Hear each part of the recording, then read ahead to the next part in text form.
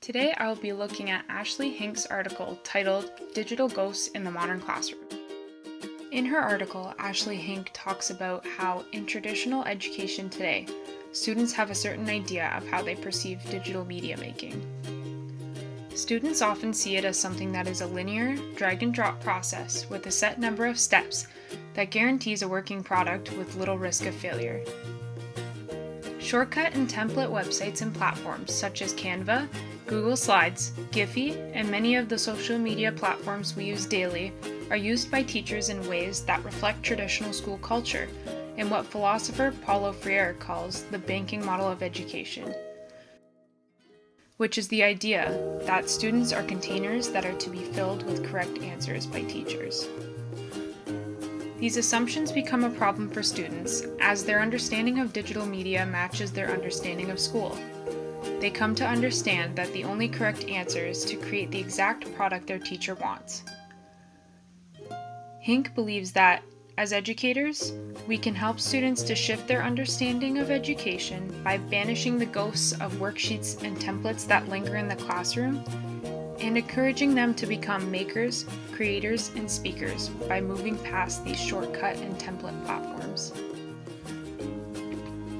Hinck mentions an article by Lee Scalurup-Bessette, where she points out that these platforms give a very limited number of spaces for students to work and explore, thus causing us to question: are we really teaching students to make, or are we just teaching them to drag and drop, or to effectively follow a set of rigid instructions in order to achieve a static goal?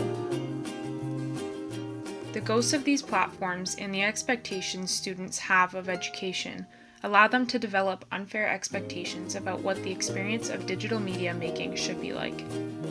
They have come to expect that every project has a standard set of linear steps to follow, and that any moment of struggle or error along the way is a symbol of failure.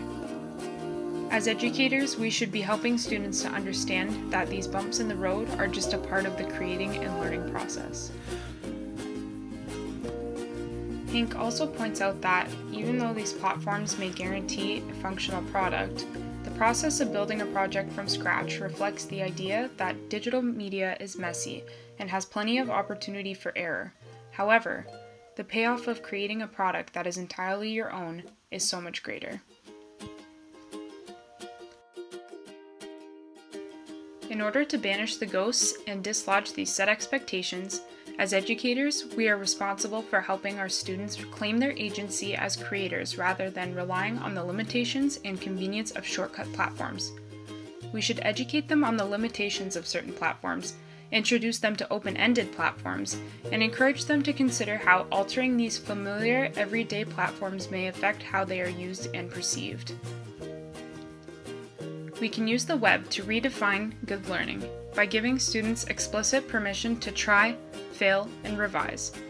Then, we give them the tools they need in order to develop into better makers, creators, and speakers.